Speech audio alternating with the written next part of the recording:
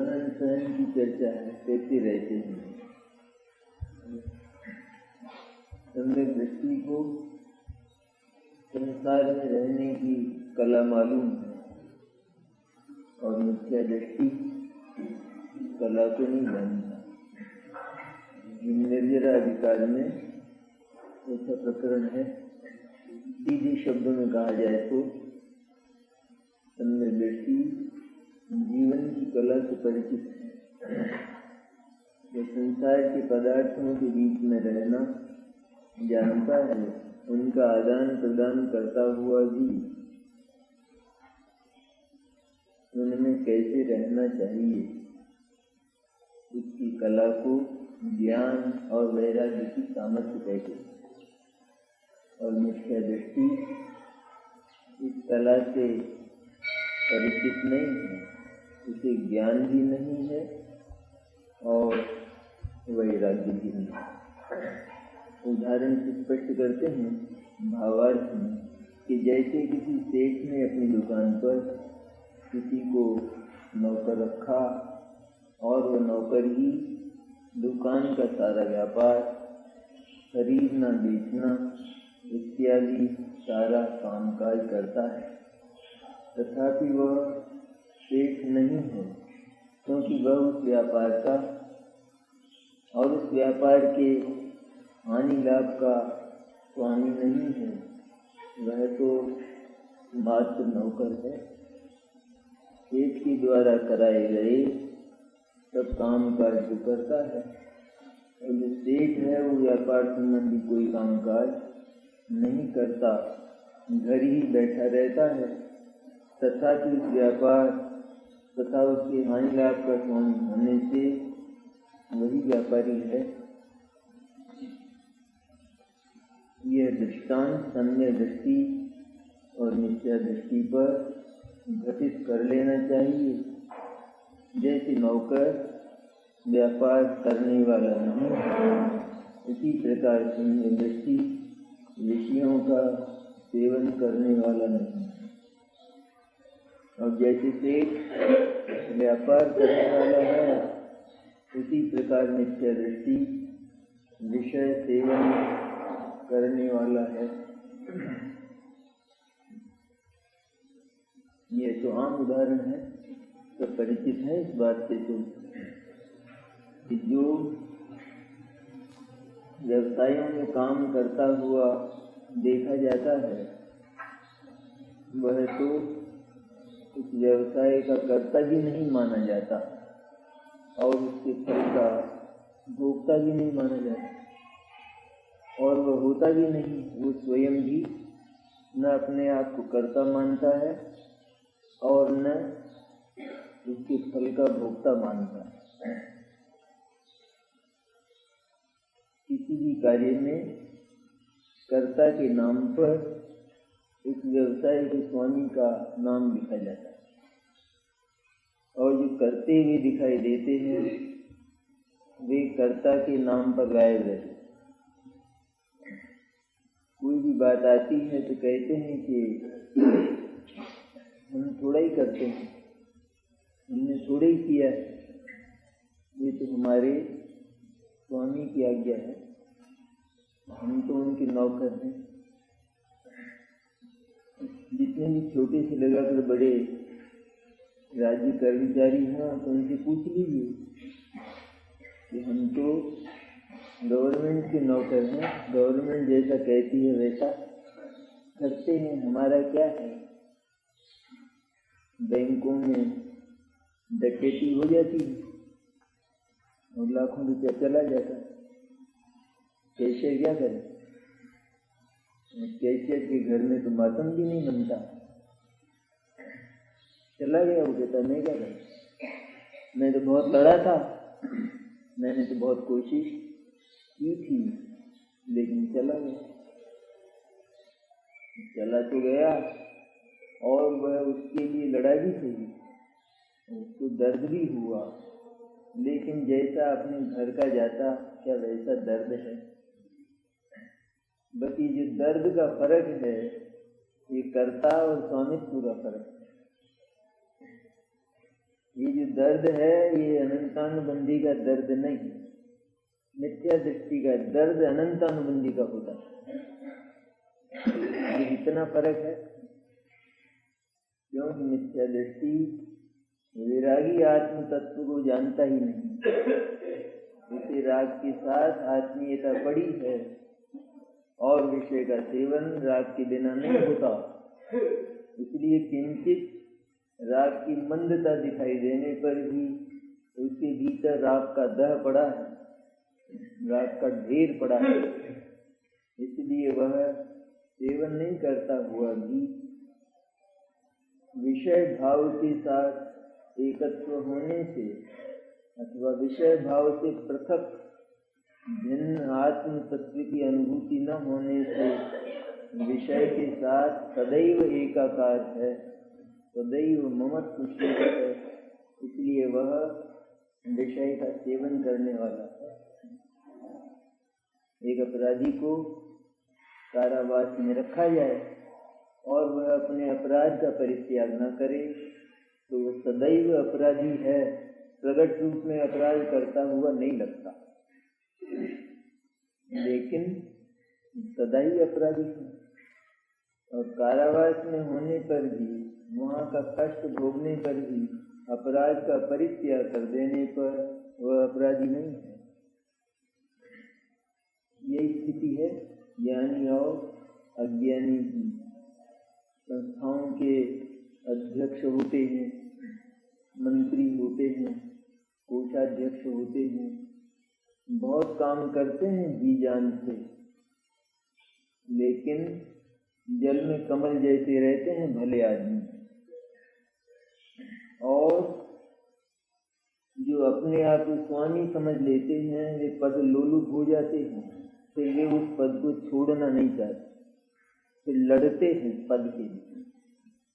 खड़े होते हैं ना, वो लड़ते हैं, हम कैसे छोड़ सकते हैं? क्योंकि हमने संस्था को पाला और पोसा है, जी जान लगाई है अपनी, लेकिन संस्था के साथ जिसको ऐसी आत्मीयता हो गई है, ममत्व हो गया है, वह पदलोलुप होता है। फिर क्या होता है कि पद तो जाता है लेकिन लोलुपता नहीं जाती, वह तो चला जाता है। और जो सचमुच सज्जन होते हैं, संस्था के अध्यक्ष और मंत्री होते हैं वास्तव में, तो वे जानते हैं कि संस्था कोई हमारी बकौती नहीं और ये पद हमारा कोई अधिकार नहीं। वर्तमान में अधिकार मिला हुआ होने पर भी उस अधिकार के प्रति वे अधिकारवंत नहीं, उस अधिकार का भी वे अधिकार स्वीकार नहीं करते, इसलिए हमेशा हथेली पर रखते हैं उसको, और वो जब भी चला जाए तैयार रहती। संस्था के कोषाध्यक्ष कहलाते हैं। कोषाध्यक्ष मन कोष का अध्यक्ष, कोष का अध्यक्ष। कितना पैसा होता है उनके पास? कोषाध्यक्ष के पास कितना पैसा होता है? बहुत होता है, लेकिन कितना होता है उसमें से उनका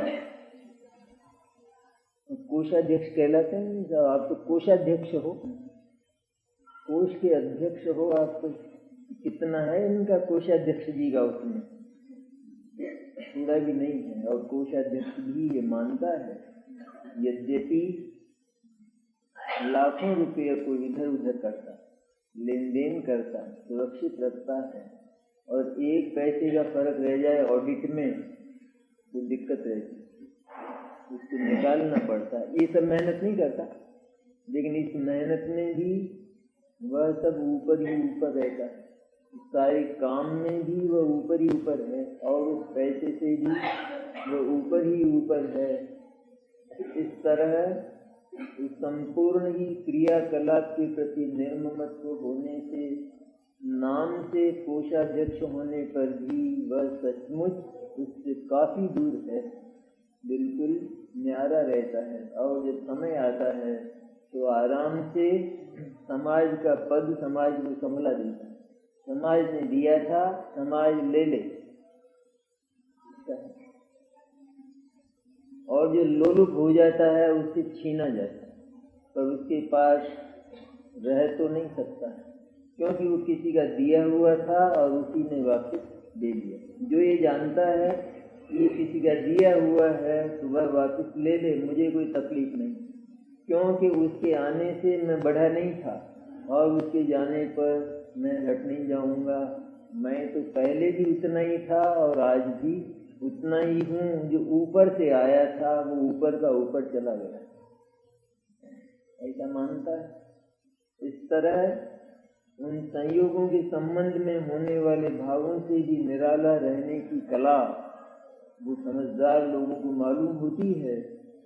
यहाँ अध्यात्म और मोक्ष मार्ग में आत्मा में उत्पन्न होने वाले परिणाम और उनके निमित्त जो संयोग हैं, विषय हैं, कर्म का उदय है, उससे भी ये ज्ञानी निराला रहता है, क्योंकि वह ये जानता है कि आत्मा में इन सभी का अभाव है, मेरी सत्ता में इन सभी का अभाव है, इसलिए ये मेरे कभी नहीं हो सकते और मैं इन पर बलात् अधिकार करता हूँ, ये छीन लिए जाते हैं और मैं पछताता रहता हूँ।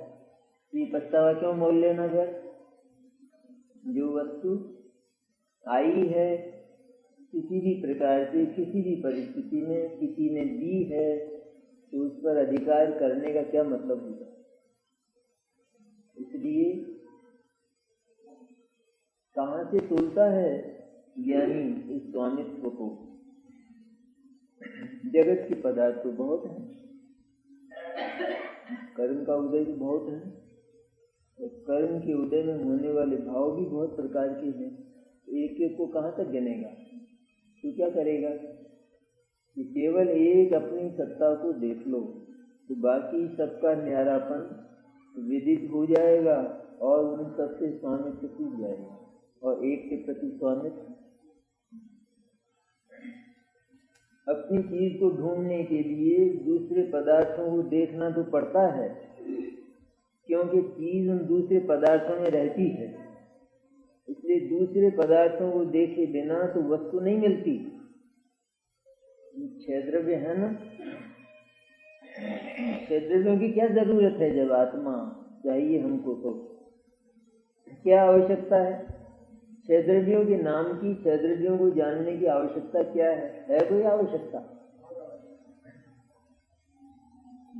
आवश्यकता क्या है? आवश्यकता तो नहीं है, लेकिन वो रहता तो वहां है ना, हम क्या करेंगे? वो उनके बीच में रहता है ना, इसलिए उनको जानने की अभिलाषा न होने पर भी वे जानने में आ जाते हैं। हम उनको तो जानना नहीं चाहते, हम तो अपनी वस्तु को जानना चाहते। बहुत सारे पदार्थों में हमारी चीज पड़ी हो तो हमें तो अपनी वस्तु चाहिए थी या उन पदार्थों को जानना था, लेकिन क्योंकि अपनी वस्तु उनमें पड़ी रहती है, इसलिए अपनी वस्तु को जानने के क्रम में वे जानने में आ जाते। हमें तो जानने की जरूरत नहीं है, क्योंकि अपनी वस्तु को जानने में ही हमें फायदा है। क्यों फायदा है? वही हमें मिल सकती है और वही हमारे काम में आ सकती है, वही हमारी इच्छाओं को पूरा कर सकती है। दूसरी वस्तुओं से तो कोई फायदा, कोई लाभ हो नहीं सकता है। ऐसी कैसी बात है? छह द्रव्यों का वर्णन भगवान ने किया है, तो एक तो इसलिए किया है कि वे हैं, उनके ज्ञान में आए हैं, और फिर अपनी आत्मा को तलाश करने के लिए उनको जानना पड़ता है, क्योंकि पदार्थ उनके बीच में रहता है। बहुत सारे पदार्थ में अपनी चीज पड़ी हो, तब हम ये कहें कि आप इन सबको हटाओ पहले, तब मैं अपनी चीज तलाश करूंगा। ये हो सकता है कि इनको हटाकर हम कहाँ रखेंगे? ये तो विश्व है, इसमें तो ये पदार्थ भरे पड़े हैं। विश्व तो इन पदार्थों का बना हुआ है। तुमको अगर पहचान है तो इन सब में से अपनी चीज को पहचान कर उठा लो। इस तरह अनंतानंत पदार्थों में से अपनी आत्मा को पहचान कर उसको उठा लो। इसका नाम उपादेयता, उसको ग्रहण कर लो, यह मैं हूँ, ऐसा ममत्व स्थापित करो और फिर उसी में विहार करो, उसी में आचरण करो, क्योंकि वही हमारा है। उसका जो आचरण है उसी में हम स्वाधीन हो सकते हैं। पर वस्तु के और पर भावों के आचरण में हम कभी भी स्वाधीन नहीं हो सकते। पर वस्तु के संयोग में मिलने वाला भाव वो आनंददायक इसलिए नहीं हो सकता क्योंकि पर वस्तु जाएगी और वह उसको साथ ले जाएगी और वह कभी भी स्वाधीनता से मिलने वाला नहीं। और अपनी चीज हमेशा अपने पास रहने से उसके भोग में हम हमेशा स्वाधीन हैं। कितना अंतर है पर वस्तु और परभाव का भोग और स्ववस्तु का भोग, इसमें अंधकार और प्रकाश जैसा फर्क है। स्ववस्तु इसलिए आनंददायक होती है क्योंकि हम उसके एकाधिकारी हैं, उस पर किसी दूसरे का अधिकार नहीं है और हमारा उस पर संपूर्ण अधिकार है। वह सदा विद्यमान है और हम जब चाहें तब उसका भोग कर सकते हैं। पर वस्तु पर अधिकार कभी हुआ नहीं है, होगा भी नहीं। इसलिए पर वस्तु के होने पर होने वाले भावों का आनंद सदा नहीं लिया जा सकता। पर वस्तु चली जाएगी और वह उन भावों को भी साथ ले जाएगी, इसलिए उनमें कभी भी आनंद की कल्पना नहीं करना। ब्राह्मणों के श्राद्ध हमेशा नहीं रहते। 15 दिन खा लेंगे और इसके बाद 11.5 महीने उनकी याद कर करके दुख पाएंगे, उसके साथ ममत्व कर बैठेंगे। क्यों दुख पाएंगे? क्योंकि वो जो श्राद्धों का आनंद है वो उनके घर का नहीं है, वो दूसरे के घर में मिलता है। दूसरे के घर जाने पर और वहाँ के पकवान खाने पर वो आनंद आता है। वो आनंद पराधीन है, इनका नहीं है। वो आनंद सदा उपलब्ध नहीं हो सकता। ये चाहेंगे 11.5 महीने भी निमंत्रण आवे तो नहीं आएंगे, इसलिए उसमें लुब्ध हो जाने वाला 11.5 महीने कष्ट पाता है, क्योंकि वह आनंद स्वाधीन नहीं है, मिलेगा नहीं।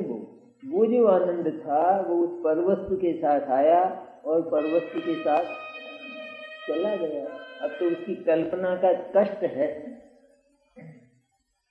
और कल्पना से वह आ भी नहीं सकता है। वह तो 12 महीने में ही आएगा, नहीं आएगा, पहले नहीं आएगा। आ जाएंगे श्राद्ध पहले, 12 महीने में आएंगे।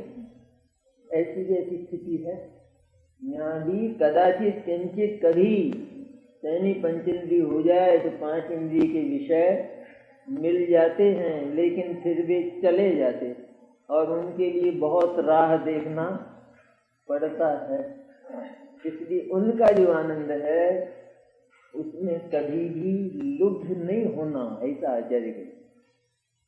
तो आया और चला गया।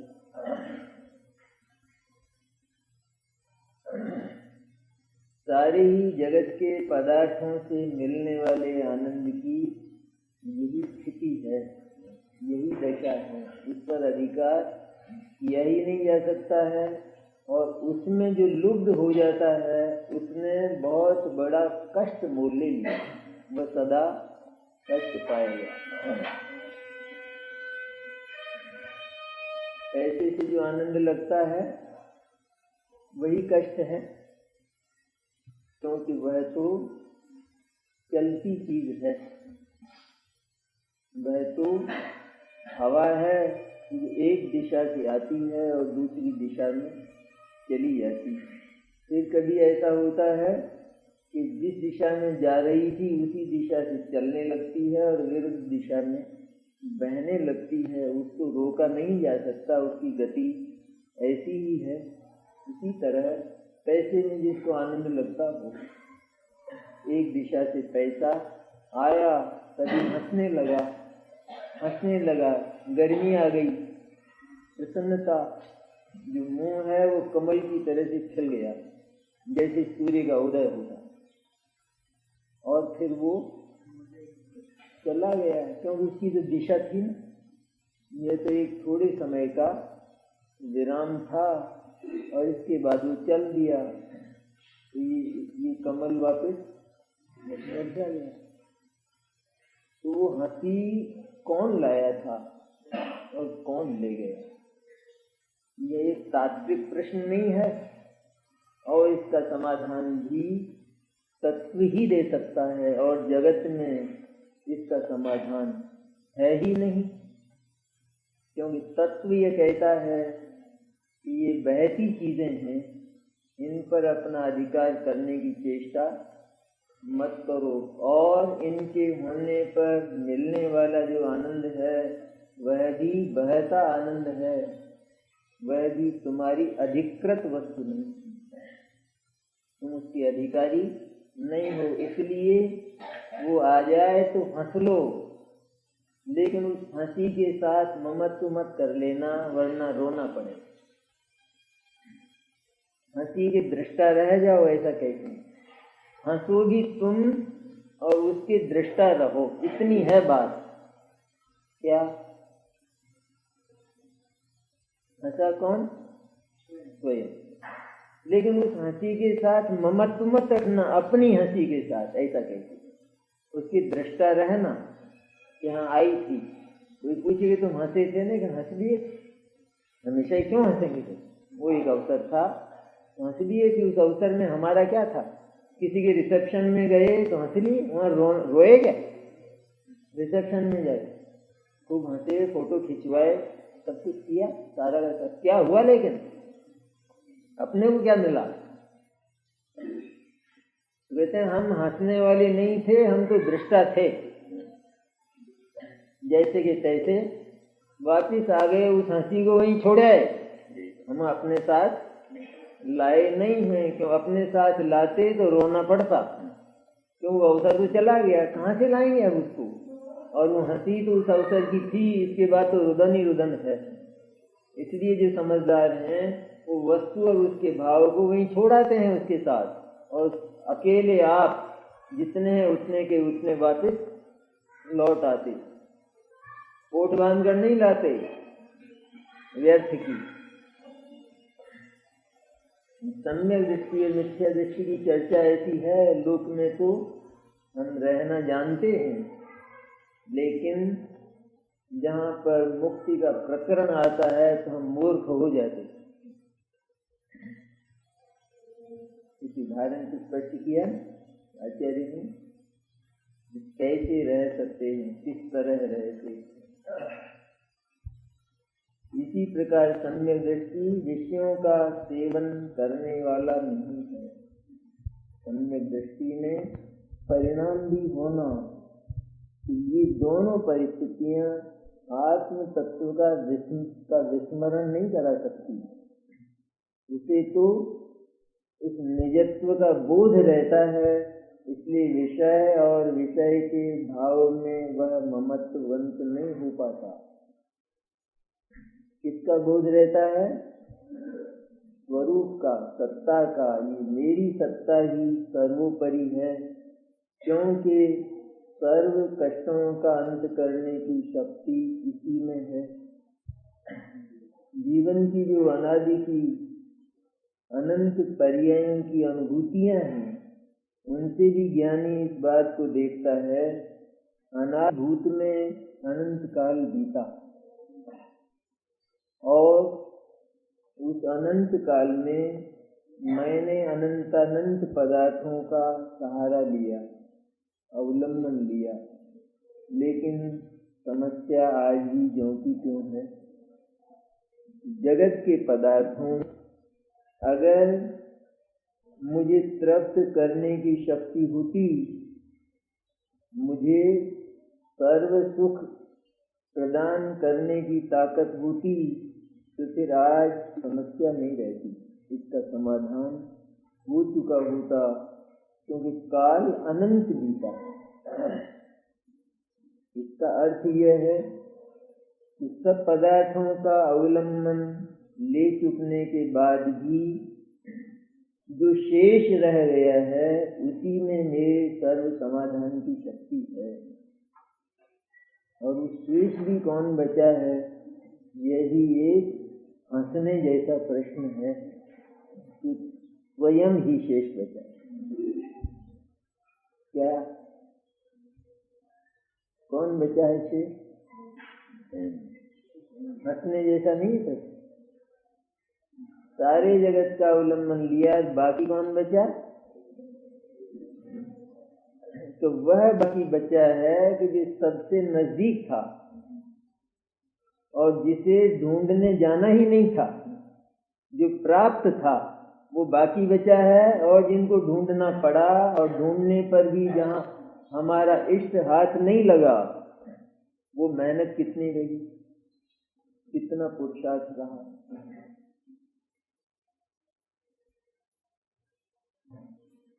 कोई वस्तु खो जाने पर सारा नगर ढूंढा, सारा नगर, और लोगों ने कहा कि पेटी देखी कि नहीं? वो तो नहीं देखी पेटी, क्योंकि सबसे पहले तो पेटी देखनी चाहिए थी। पेटी तो नहीं देखी, सारा नगर तो ढूंढा है। और वस्तु तो है ना, वस्तु भी खोती है क्या? वस्तु खोती है? किसी की वस्तु खोई है आज तक? अरे वो वस्तु कहीं कहीं रहती है, खोती है। मैंने ज्ञान खोया है, वस्तु खोई है? कौन खोया? ज्ञान खोया है ना। ज्ञान को मालूम नहीं है ना कि चीज कहाँ है। चीज तो कहीं है ना, चीज तो कहीं है, ज्ञान खोया है। तो वो चीज है तो उसको पहले अपने घर में ही तलाश कर लेते ना, नगर को ढूंढते फिरे। इससे क्या फायदा हुआ, ऐसा समझदार लोग कहते हैं। और यदि सारा नगर ढूंढ लेने पर भी वह नहीं मिली, तो इसका अर्थ यह है वह हमारे घर में ही है, क्योंकि वो है, खोई नहीं है। उसकी सत्ता थोड़ी नष्ट हुई है, वो तो है ना। सारा गांव तलाश कर लेने पर अब कुछ अगर बचा है तो वो हमारा घर ही है। इस तरह सारा लोक तलाश कर लेने पर भी यदि सुख की समस्या का समाधान नहीं हुआ, तो उसका अर्थ यह है कि अब अपना घर ही बाकी है और वो अपनी सत्ता ही है, लेकिन उसको भी तलाश करना ही नहीं चाहता। आश्चर्य और हंसी की बातें तो ऐसी हैं, हंसने लायक बात। भाई तो अपने में क्या तलाश करें? आत्मा में क्या धरा है? वो आत्मा में तो तलाश कर ले सुख को। आत्मा में क्या धरा है? आत्मा तो फूटा ढोल है, उसने क्या तलाश कर? आत्मा में स्थिति है। लेकिन सारे लोकालोक में नहीं मिला तो कहीं तो मिलना चाहिए ना, क्योंकि चीज है ना, सुख नाम की चीज है ना। अगर सुख नाम की चीज नहीं होती, ये शब्द आया कहाँ से? वस्तु के बिना भी शब्द आता है क्या कहीं? कोई हो तो बताओ। कल ढूंढ लाना, तो धीरे धीरे ढूंढ लाना भले कि कोई चीज नहीं है लेकिन शब्द है कोई ऐसा?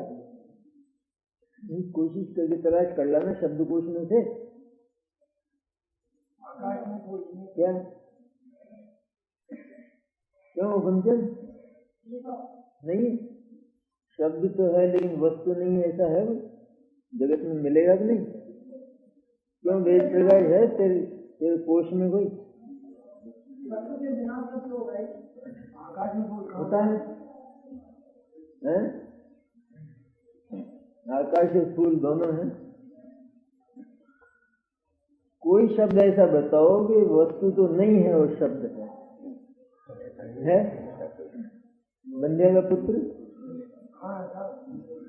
बंध्या का पुत्र है नहीं? बंध्या नहीं है, पुत्र नहीं है? कोशिश कर लेना फिर। और अपन तो बुद्धि वाले हैं, कोई न कोई तो निकल ही आएगा।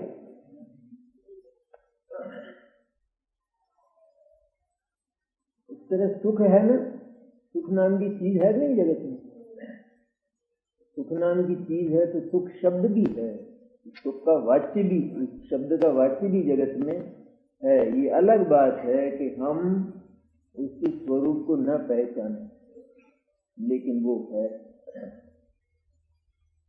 पारस है जगत में, नहीं है, हिमालय में नहीं मिले तो नहीं है, उसमें दिक्कत क्या है? जो चीज है निमित्त निमित्त संबंध है। एक पत्थर ऐसा भी होता है कि लोहा उससे छू जाए तो सोना बन जाता है, सोना निगाह से सोना बन जाता है।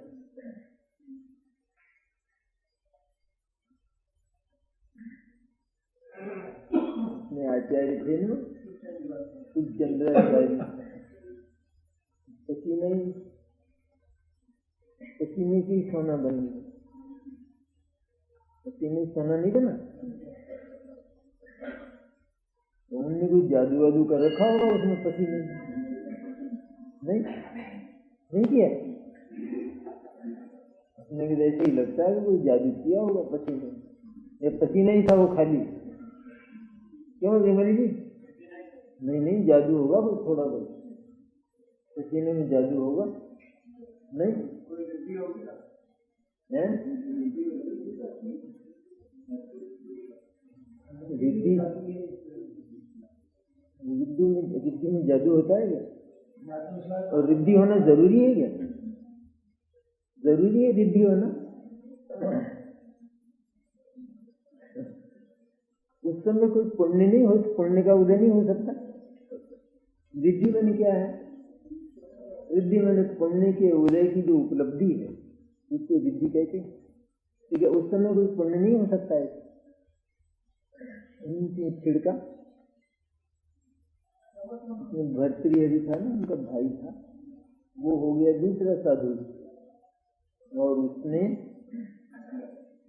तो रस कुंडी की साधना की, बहुत तपस्या के बाद रस कुंडी कि वो रस ऐसा था कि उससे सोना बनता, ये साधना की उसने वर्षों में, और फिर उसको चंद्राचार्य के पास भेजा भाई का स्नेह, बेचारों को रोटी भी नहीं मिलती है, कपड़ा भी नहीं है, तो उनको कहना कि ये आपके भाई ने भेजा है, इसको संभाल के रखें, जरा ये काम आएगा समय पर।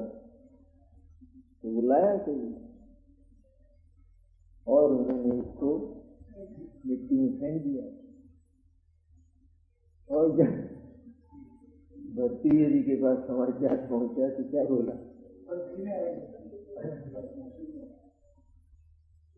कि कितना मूर्ख है ये, मेरी वर्षों की साधना पर पानी फेर दिया इसने। आए थे कहीं, क्या किया आपने? तब उन्होंने अपना पसीना लिया और पर्वत पे छिड़क दिया, वो आंखें खुल गई, वो पर्वत होने का हुआ।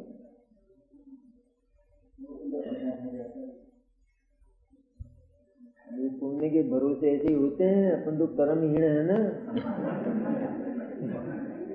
जो ऐसा ही लगता है रात और दिन क्या होगा क्या होगा क्या होगा, है ना। हाँ, अट्ठाण में जाए डूबे दो नहीं डूबे, और वो गया भी नहीं देखने, बोले अट्ठाण में डूब गए, उसने कहा सारे नगर में हो गया ना शोर, अट्ठाण में तो डूब गए, दो नहीं डूबे, तो बोले वो अपने ही है, उतारो माल, देखने नहीं गया, वो अपने ही है, उतारो। अरे अपने कैसे हो सकते हैं, 98 में तो डूब गए, तो जो बच्चे हैं वो अपने हैं, तो मुझे मालूम है ना मेरा पुण्य, यहाँ शाम का ही ठिकाना नहीं खाने का, सवेरे खा ले तो तब से शुरू हो जाए शाम का धंधा, तो रात जाना कैसे बीतती तो रात को 11-12 बजे तक तो चढ़ते रहते ही हैं। और फिर कई लोग तो वो पान मुंह में दबा के सोते हैं रात को, वो पान एक तरफ मुंह में दबा के सोते, मुंह खाली नहीं रहना चाहिए, जानवर का रह जाए भले, तो वो आदमी क्या जिसका मुंह खाली रह जाए?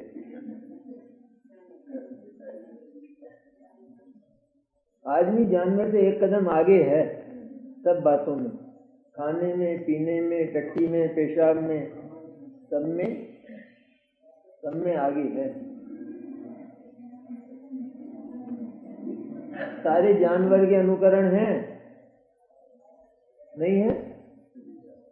रात को खाना एक जानवर का अनुकरण नहीं। जानवर तो परवश है, क्या करें, उनसे जन्म में लेता खाता है। रात को खड़ा खड़ा खाना किसका अनुकरण? खड़े खड़े कौन खाते हैं? जानवर। ये बफे क्या है? ये बफे में क्या होता है?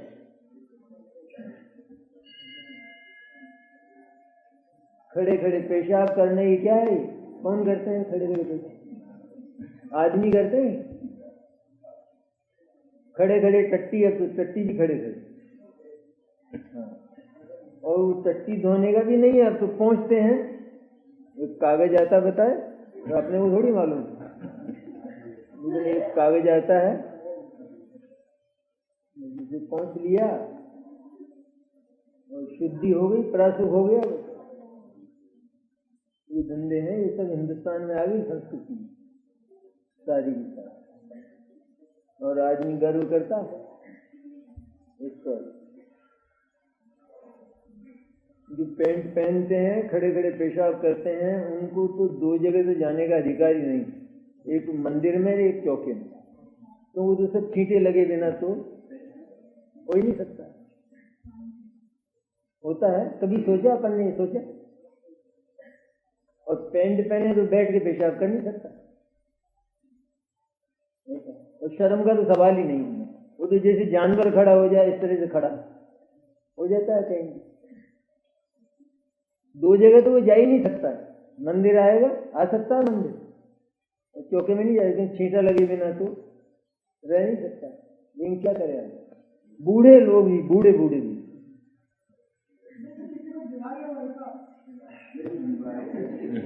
बीमारी की छूट है। वो बीमार तो घर में ही रहेगा, वो पेशाब नहीं करता फिरेगा सड़कों पर। ऐसा है। लेकिन जमाना ऐसा है, शर्म भी गई और धर्म भी गया है बिल्कुल। जहाँ जरूरत नहीं है वहां भी आदमी पैंट पहनता है। बोले दुकानों में पैंट की जरूरत है? पैंट के बिना माल नहीं बिकता। लेकिन पैंट पहनेंगे, पैंट पहन के बैठेंगे दुकानों में। जम्मू कुमारी जाना कैसे बच गए समझ में नहीं है। मुझे ना कैसे इस रास्ते नहीं लगे।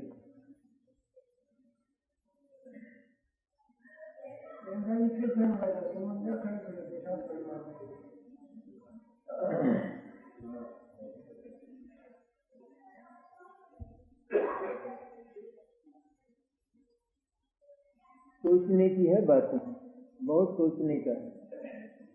ये कोई हंसी और मजाक नहीं है, लेकिन गंभीर बातें। सचमुच आदमी पशु हो गया, बढ़ती जा रही है बात।